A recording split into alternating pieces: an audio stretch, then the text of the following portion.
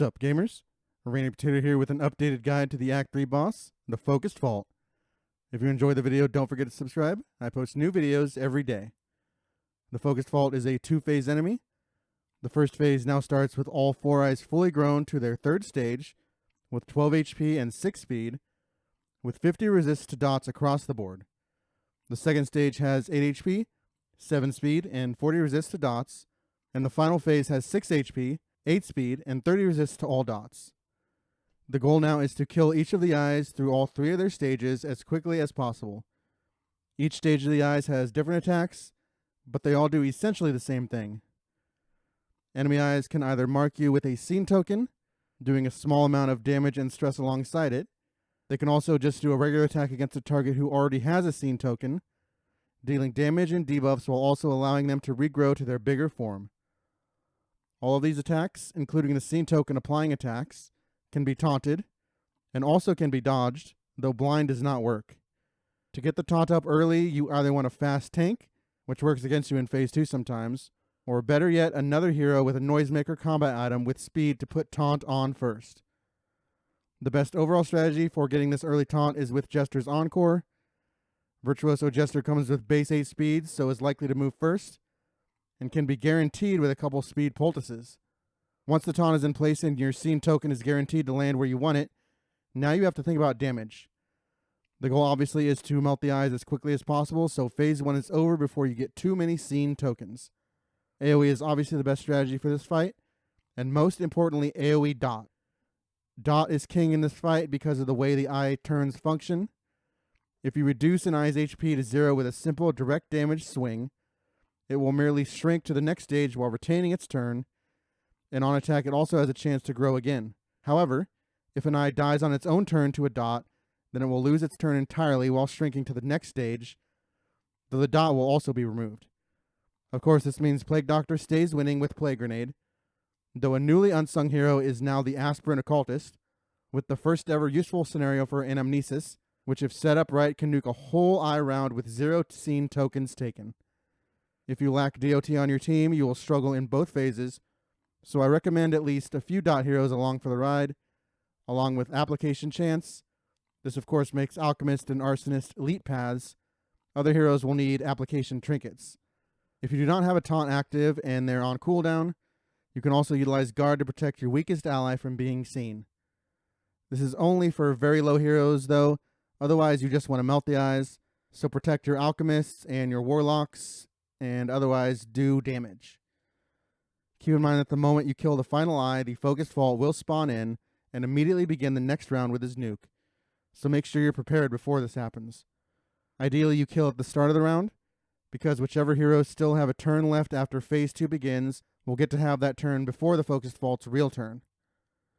Now on to phase 2. The Focused Fault has 250 base HP, 8 speed, and no DBR. It has 50 resist to dots across the board, and 100 resist to stun, and blind affects none of its attacks. As said before, the moment phase 2 spawns, the Focused Fault will get one free action, using his standard attack Limerence, which attacks any enemy with a scene token and does scaling damage based on the amount of scene tokens.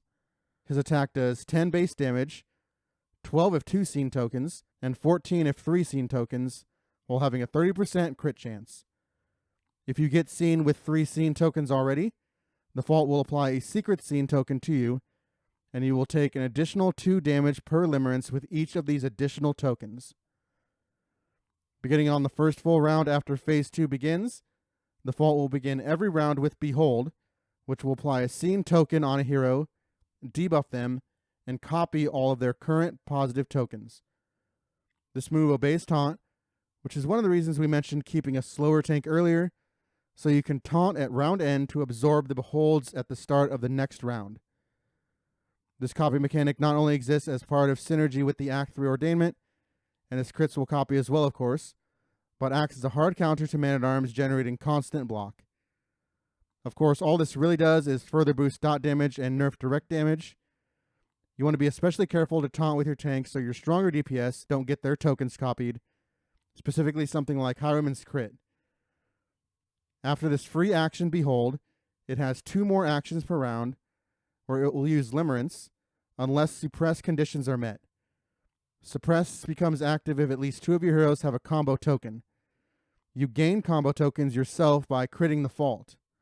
When this becomes active, the fault will use suppress on its next turn, dealing a small amount of damage, able to both check death's door and potentially crit to copy more tokens, while also attempting to stun and blind you.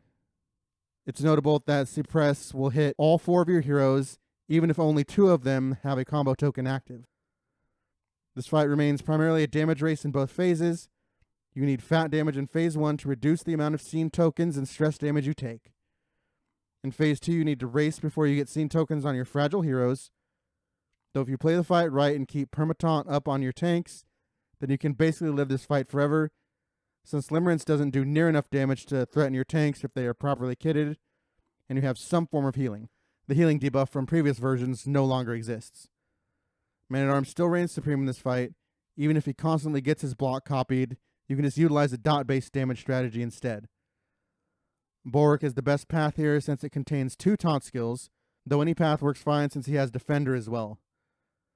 Flagellant might be the best tank here, with the ability to tank and self-heal, along with a very good utility kit not based around token play, so you don't get copied. Maniac is far and away the best path here, since you can remove debuffs from allies, apply them to the fault, alongside even more self-heal options. Leper and Hellion are alright as well, though their heals have limited use. As said before, dot damage is the way to go.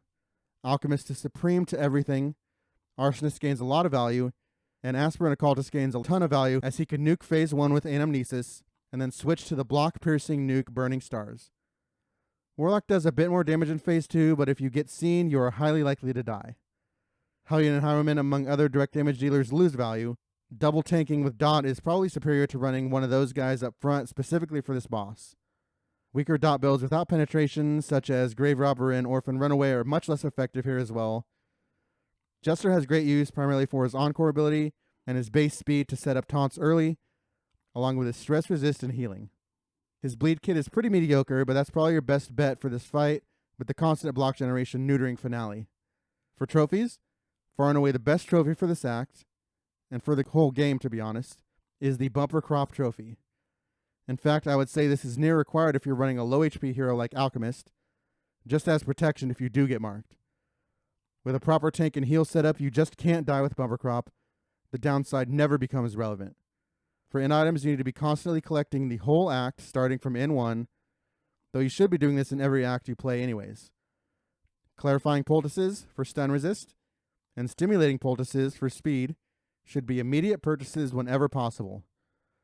You want at least one for your Jester so he can get Encore and taunt up immediately before any eye acts. Once that's settled, then getting additional speed on your dot dealers is crucial not just for phase 1, but for getting your dots in early in phase 2. The token generation items are relatively weaker here with copy, and any dot resist stuff is completely worthless. Restorative herbs are still nice if you can afford them, of course, but they are not required anymore since the healing debuff is gone. For combat items, I generally just like healing salves across the board.